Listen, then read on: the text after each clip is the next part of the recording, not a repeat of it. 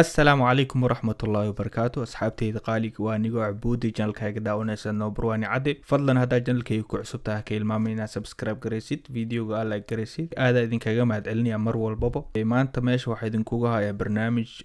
دمانتين نوذا مهمة أو يعني بلشدينا صوماليدا مهمة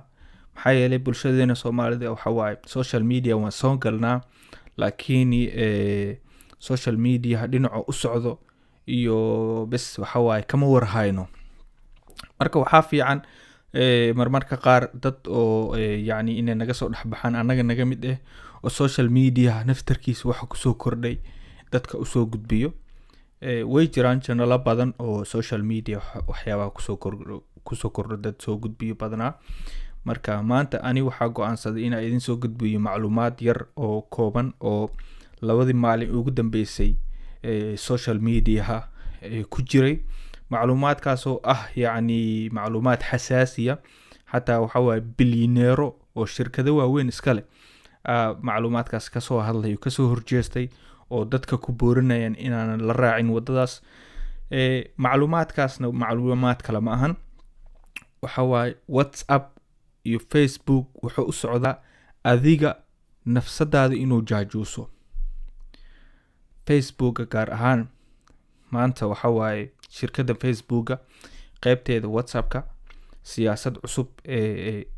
ayaamahan buu wadaa dadku waxay u soo dirtaa magaciisi barnaamijkan ay ku soo diraysaa marka barnaamijkaas haddii adiga ay agree aad dhahdid adoon ogeynin haddii barnaamijkaas anigu aqbali aad dhahdid waxa waaye siyaasaddaas cusub way ku jirtaa wayna ku saameynaysaa waa siyaasad yani oo ugu talagashay inay dadka macluumaadkooda daakhiliga ay ku ogaato marka xataa waxaa kasoo horjeestay dad badanna way kasoo horjeesteen siyaasaddaas hadduu messagekan ku imaado WhatsApp uu ku soo diro oo aad agree aad dhahdid ogow WhatsApp hadda kadib yani arrimahaaga dhan oo gacanta ku soo dhigaya yani IP addresskaad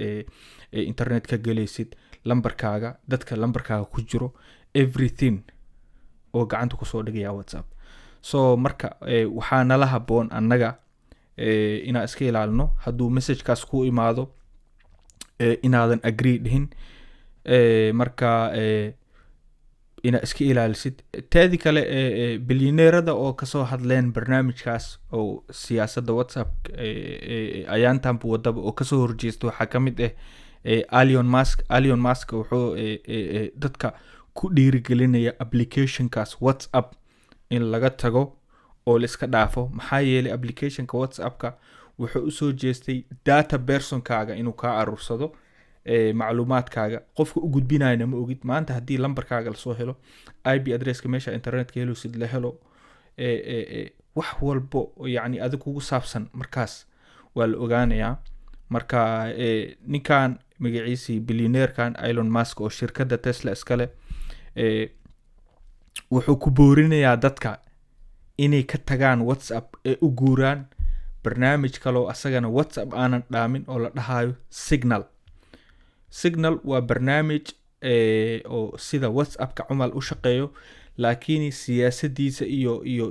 privacy-giisa ay kala duwan yihiin maadaama WhatsApp-ka privacy-ga hadda oo la soo baxayo uu yahay privacy oo dadka in yani everything ku saabsan oo ogaado marka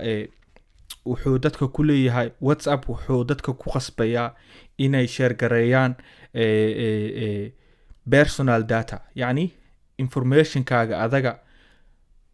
inuu u share gareeyo WhatsApp ka share gareeyo Facebook u share gareeyo maxaa yeelay shirkadda Facebook iyo WhatsApp-kaba hal qofa iska leh soo marka macluumaadkaagii oo magaciisi oo WhatsApp-ka ku jiro shirkadda Facebook mar walba gacanta ku dhigayso soo marka Elon Musk wuxuu ku dhiirigelinayaa dadka inay ka badashaan WhatsApp u guuraan barnaamijkan la dhahayo Signal soo marka Soomaalideena mar walbo yani waxaa fiican saan bilowgaba u sheego qof in la helo qof barnaamijka social media ku jiro oo yani waxyaabaha cusub wax walbo soo gudbo waxyaaba cusub iyo wax walba soo kordho nala socodsiiyo dadka ku booriyo. fadlan hadduu messagekan ku imaado agree ha dhihin. agree haddaa dhahdidna ogow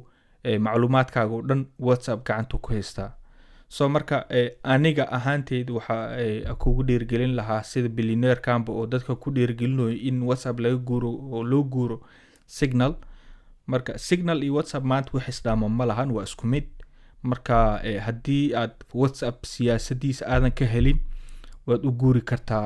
u guuri kartaa signal. so ninkan kale wuxuu leeyahay whatsapp wuxuu share garaynayaa personal informationkaaga share garaynayaa oo lambarkaaga uu ku jiro, IP addresskaaga ku jiro, contactskaaga oo lambarkaaga ku jiro. maanta waxa waaye haddii whatsapp agree aad dhahdid barnaamijkaas waxa waaye contactskaaga xataa wuu share garaynaya, whatsapp wuxuu u share garaynaya, facebook u share garaynaya. so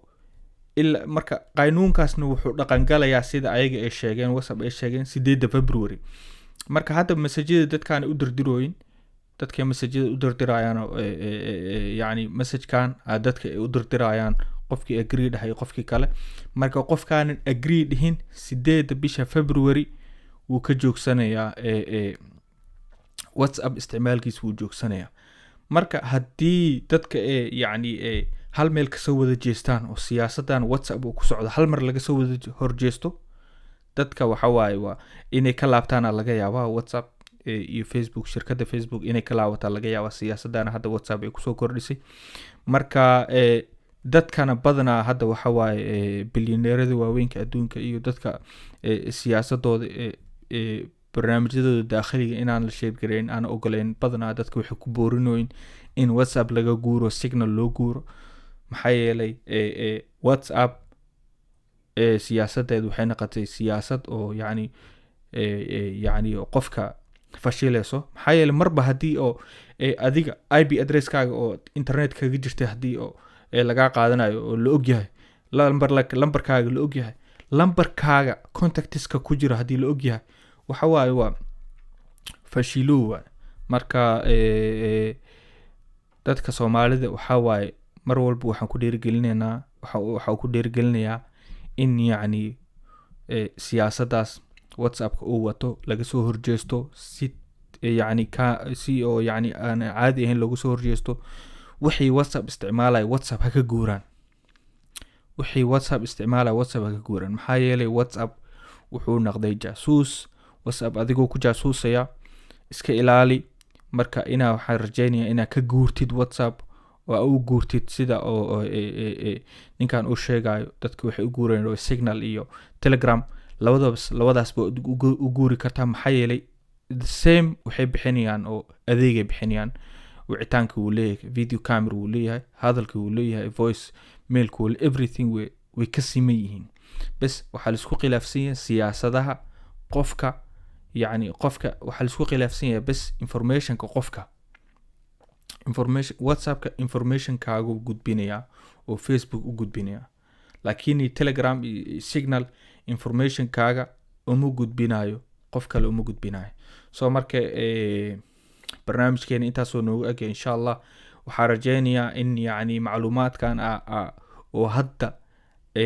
ka jiro social media caalami inaad yani ka faa'ido ood magaciisii aad wax ka aragto. maxaa yeelay maanta haddiiba macluumaadkaaga adiga ku qusay haddii la sheergaraynayo facebook loo sheergaraynayo ama qof kale loo sheergarayo, qofkii loo sheergaraynaya xitaa ma ogidbo. maanta adiga waxaa isdhehaysaa yani ani macluumaadkii haddii la sheergaray maxaa iga galay, meesha maxaa iga gala ma taalo. waxa waaye beri ka maalin wax baa naqan kartaa, beri ka maalin yani meel heer sare gaari kartaa, macluumaadkaaga dhan gacanta lagu soo qabanaya. marka ma fiicno, mar walbo ma fiicno. dadka waxa waaye caqliga u saaxiibka leh badanaa waxay u guurooyin hadda magaciisii barnaamijkan signal la dhahayo iyo telegram. marka adigana waxaan kugu dhiirigelin lahaa inaad yani whatsapp ka xaalufsato. maxaa yeelay whatsapp siyaasadiisa maanta siyaasad oo waxa waaye aanan caadi ahayn oo yani dadka aanan ku soco karin.